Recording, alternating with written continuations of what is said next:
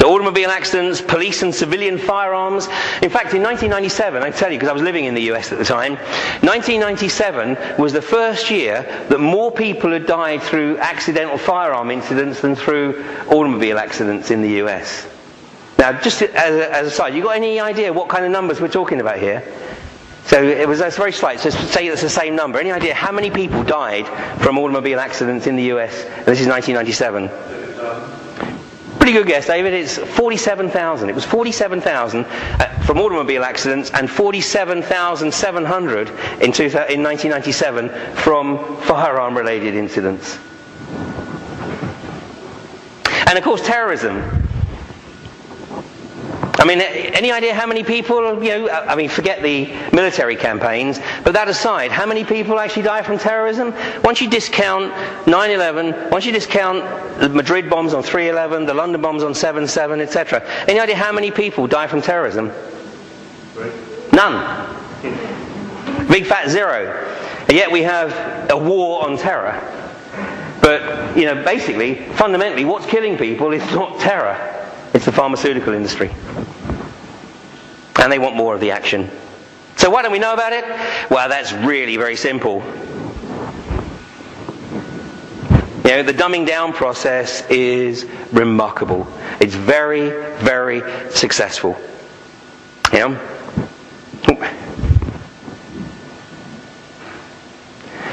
couple of weeks ago, about 4 weeks ago, on BBC One, I think it was 8:30 in the evening, on BBC One, there was a program which was the BBC doing a bit of balanced reporting, and it was presenting the case for a DNA database.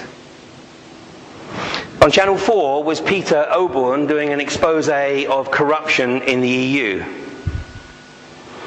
On ITV was Coronation Street. Now, which of those programs? Forget it, you know the answer. And people are starting to realize and ask questions, even in semi-mainstream media, about the impact of food. This dumbing down process, coupled with a dire reduction in food quality, is taking its toll. This is the New Scientist, the all-American high. Can fast food alter your brain in the same way as tobacco and heroin? Well, I've got to tell you that it's actually nearly 30 years since my first experience of realizing that food impacts on behavior.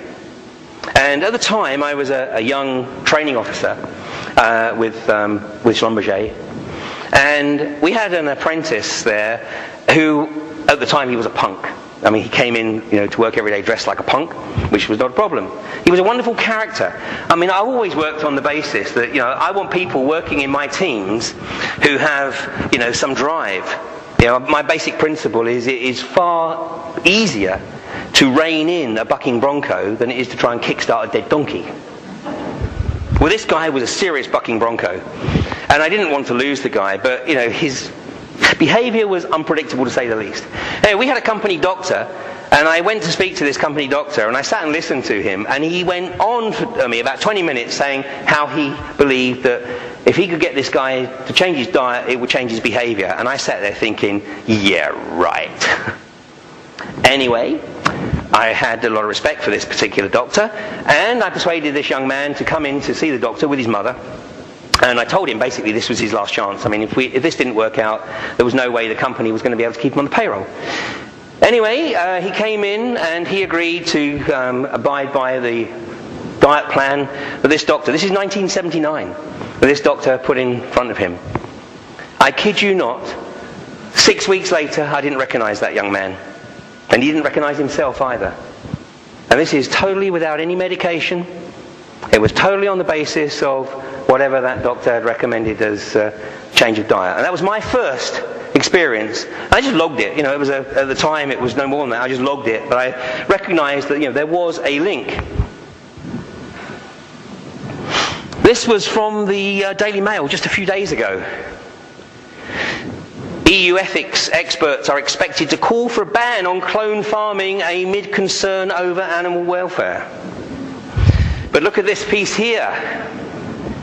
This is so significant. The US Food and Drug Administration is expected to give approval for the sale of clone animal food without labelling in the next few weeks. This is another part of the Codex. The Food Labelling Committee is the responsibility of the Canadians, very close obviously to the US. A lot of pressure from the US.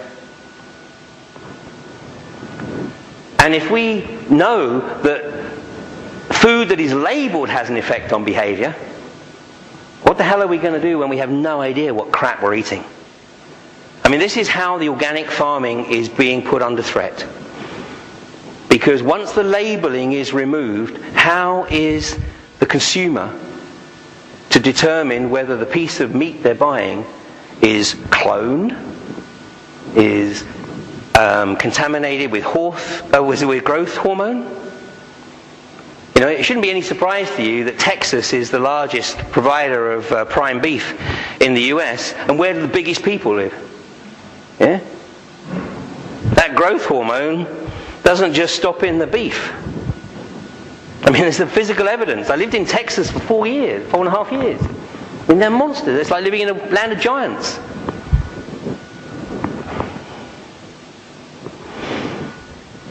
Thank God Ritalin wasn't around when my young apprentice had his problems. But this is an extremely pernicious drug. This was in the Daily Mail. Literally, I think this was the beginning of the week. And, you know, here we have a situation, again, where the media are telling us what's going on. Look at the headline here, the sub-headline. Thousands of hyperactive children are being given Ritalin, which can stunt growth, or even the schizophrenic drugs. Are they victims of greedy drug firms and doctors too quick to diagnose a condition many say doesn't exist? In the US right now, and this is actually quoted in this article, the article's here if anybody wants to take a look at it. In the US, 10% of all school-aged children are prescribed Ritalin. 10%. 10%. And it's increasing in the UK. From this article again, perhaps most disturbing is the suggestion that ADHD is nothing more than the invention of pharmaceutical companies who have used clinical trials to create a disease that can be treated with their drugs. Last year, the NHS spent 28 million on Ritalin alone. Now, Ritalin is a stimulant. I mean, basically it's likened to cocaine. I mean, we'd be mortified if any parent gave their kids cocaine. But this is effectively what we're doing. In fact, the doctors actually don't understand how Ritalin works because it's a stimulant, yet it has the opposite effect. It calms them down. And some of you may have seen a Panorama broadcast a few weeks ago where they were talking to families that were prescribing Ritalin. And this mother of a hyperactive young girl said, you know, well, yeah, it's nice to actually sort of see her calm and sitting at the table, but it's not my daughter. It's not my daughter. We're condemning these kids to a life of prescribed drugs. You know, we are, basically, it is becoming a zombie nation. And we're cutting away the possibility of any spiritual connect at any juncture in their life. Which, of course, is by design. And for the adults, then it's Prozac. And I had a doctor friend of mine, and I asked him, you know, why it was that, you know, out of the people that I knew, there was always more women that were on Prozac than it was the men. And he said, well, that's very easy. He said, because the guys have to be dead before they go see a doctor. He said, whereas the women are much more comfortable to go see their doctor, and the doctor is just too quick to prescribe Prozac. And then now what's happening is a lot of doctors have little more than a database. You know, what's your problem? Oh, stress? Shh. Oh, Prozac. You know, I mean, they're not even making any informed decision. It's just key in the information into the database, and they're being paid $250,000 a year to provide that information. It's outrageous. Oh, and obviously this was for my benefit. You know, the daily super pill for men over 50. Well, apparently this is the basis, this drug is the same basis as this experiment here. Well, this was on the front page of The Independent at the beginning of this month, Friday the 2nd of November. And they tried it out fortunately they tried it out in mice before they decided to offer it to the 50-year-old men. And this is on the front page of The Independent. It says, it can run for hours at 20 metres a minute without getting tired. It lives longer, has more